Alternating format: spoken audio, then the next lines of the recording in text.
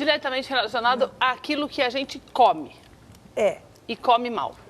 Então, a forma que você... É assim, é a quantidade que entra de comida e a quantidade de gasto calórico que a gente tem. Entendi. Associado a um defeito, teoricamente, herança genética. E por isso que a gente está com um cardápio ali na nossa cozinha, que eu vou convidar a nossa nutricionista aqui, Juliana, para ir lá à cozinha comigo, para a gente conversar um pouquinho sobre isso. Vamos lá, Juliana, comigo?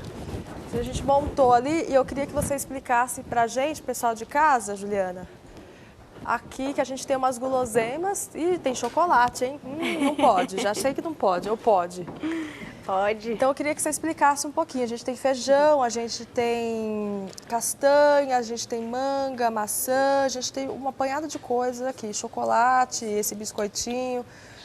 O que a gente pode, o que a gente deve comer, a quantidade, eu queria que você explicasse. É claro que esses alimentos estão mais saudáveis do que esses alimentos, mas não quer dizer que você não possa comer de vez em quando aqueles alimentos.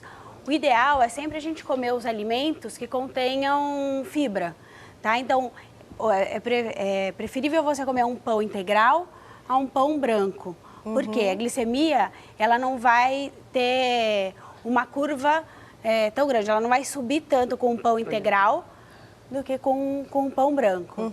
Entendi. Né? Ele vai subir mais lentamente. Você fala isso até, por exemplo, macarrão. O macarrão tem um integral e tem aquele que não é integral. Sempre nesses alimentos, sempre pro integral. Pão integral, é melhor. Macarrão. O integral é melhor.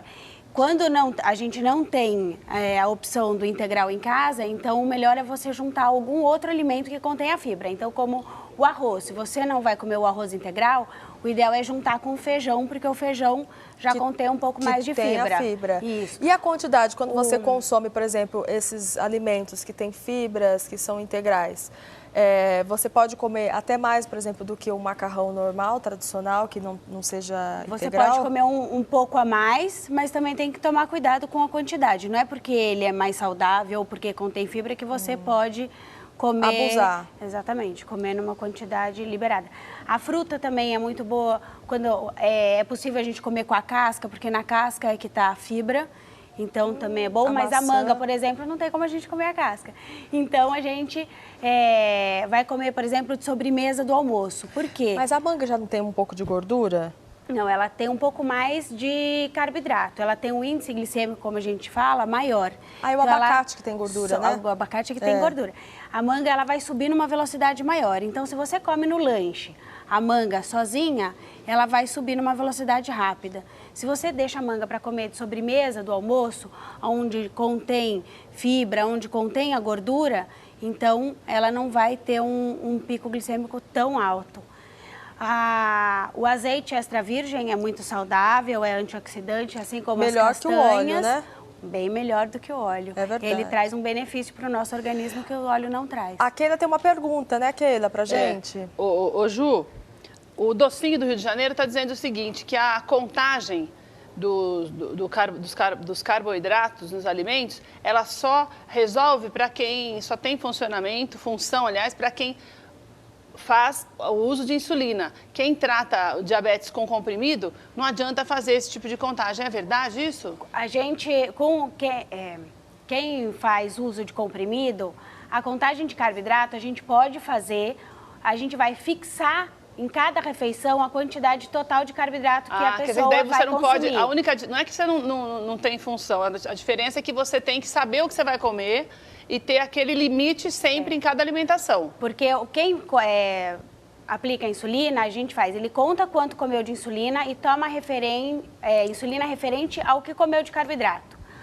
A pessoa que toma o comprimido, tipo 2, né, o diabético tipo 2, ele vai ter fixo naquela refeição tantas gramas de carboidrato. Então, ele pode variar a comida daquela refeição desde que chegue àquela quantidade pré-estabelecida de carboidrato da refeição.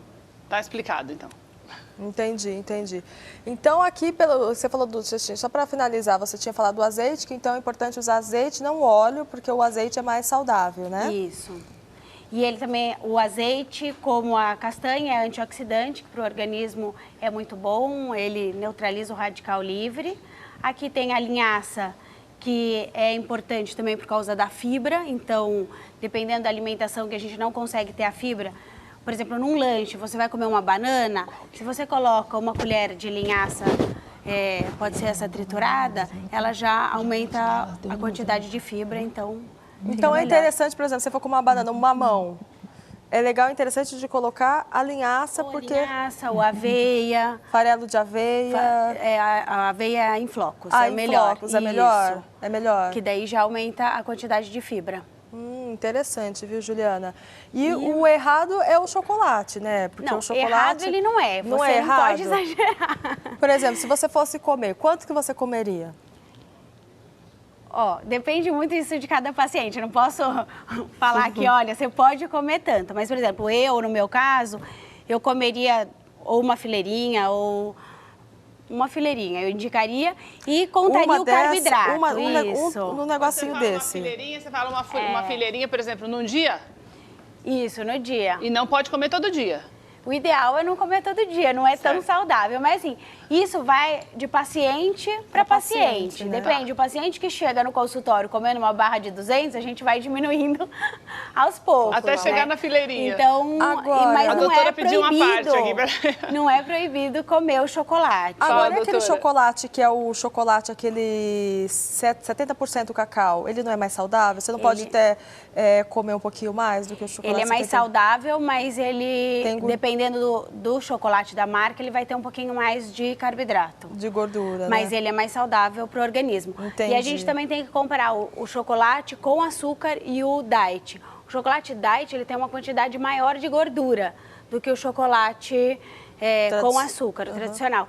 Então também tem que tomar cuidado, porque a gordura... depois de 3 a 4 horas, ele também vai subir a glicemia, a gordura vai se transformar em açúcar. Então, a gente tem que tomar cuidado e ver com o médico qual é o melhor. Tá, entendi. Vamos voltar aqui para a sala para a gente conversar Diga, mais doutora, com a que a doutora né, pediu uma parte aqui. Não, eu acho que é importante deixar claro que para nenhuma criança, adolescente, adulto, a gente estimula que coma o pacote inteiro de chocolate. Claro. Uma barra de 100 gramas, por exemplo. Então, assim... Nem quem não tem não diabetes. é porque ela não tem tem diabetes que ela não pode comer ou que ela pode, né? Existe a associação do que ela precisa de necessidade, toma insulina de acordo com a necessidade dela. Agora, lembrar, se você está acima do peso e nós temos um problema, aí você tem que controlar também a quantidade daquilo que se ingere. Não é só porque você tem diabetes ou que você não tem diabetes. Aí a ideia é que a gente tem que estar controlando balanceado no teu dia a dia. Ô, doutora, só para encerrar, quero só que a senhora me fale se a Niel Braga está fazendo certo. 23 anos, 77 quilos, 1,67 m de altura. Ela fez o teste de glicemia, deu 90. Daí ela diz aqui que ela mudou os hábitos dela, está comendo mais vezes por dia, reduzindo as porções. Está correto? Ela está fazendo o que a gente recomenda. Se Tá você vendo, tem Niel? a Fique glicemia tranquila. está boa, pelo menos dentro da glicemia está em ordem. Né? Doutora, obrigada pelas suas informações. Tem um e-mail, um site que a senhora pode deixar? Tem, eu acho que assim, uma coisa muito importante para a gente é informar em termos de educação em diabetes. O que a associação faz é isso. Né? Nós temos até um curso chamado Educando Educadores, que vai ter agora em Santos, para profissionais de saúde, lá no dia 7 de junho. Legal. E justamente para poder aproveitar essas pessoas que têm mais experiência em lidar com quem tem diabetes e passar essa informação para outros nutricionistas, que na formação geral você não tem. É verdade. Para médicos, E tem um site? Tem um site? O site da associação é www.adj.org.br.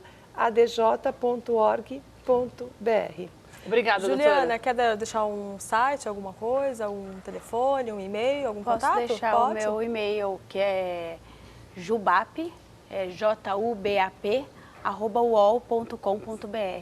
Muito obrigada pela presença de vocês aqui, viu, meninas? Eu que agradeço. Muito interessante a nossa pauta de hoje, né?